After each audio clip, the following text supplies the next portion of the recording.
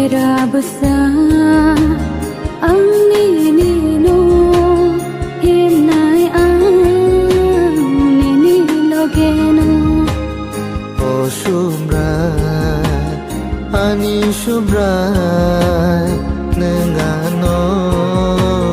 idul jadi merabasa ang ninino himnay ang ninilogeno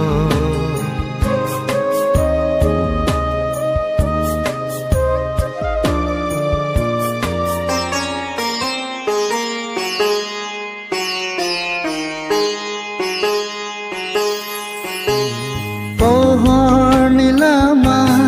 kaham nilama pogliang te nini dagema salbrom nini mano angkaya sano ani kaolo bitong nai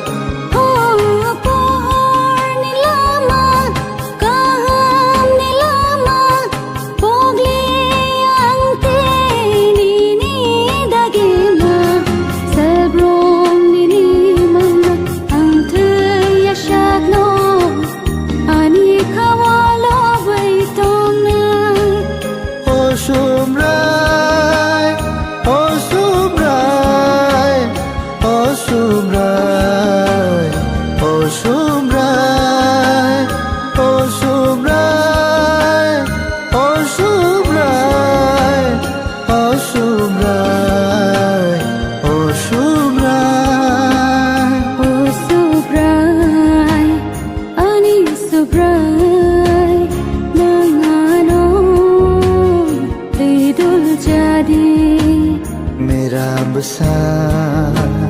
ang ninino himnay ang ninilogeno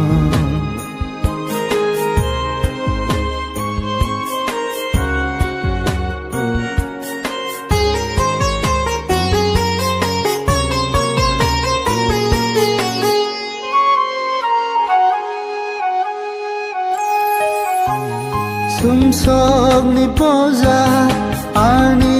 hilikma nono manay ang pebak helengka hamzak matikay rogma kaksama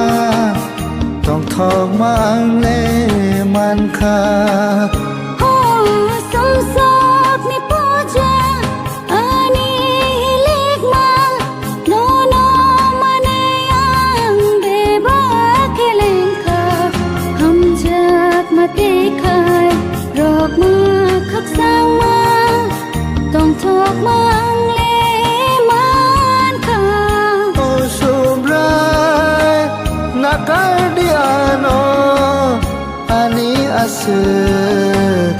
sumsog no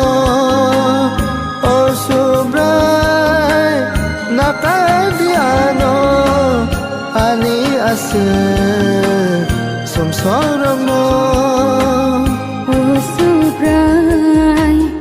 ani subray nangano tidul jadi merabasa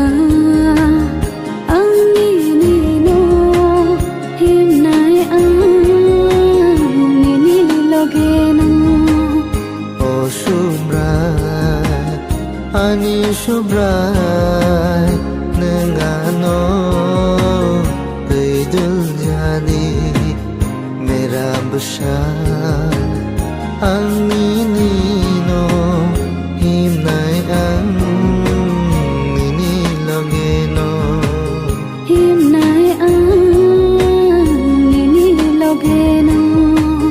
himnay ang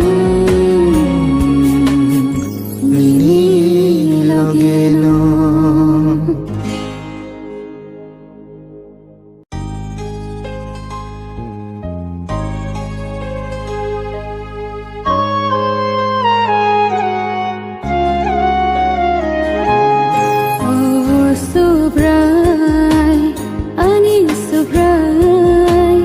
nangano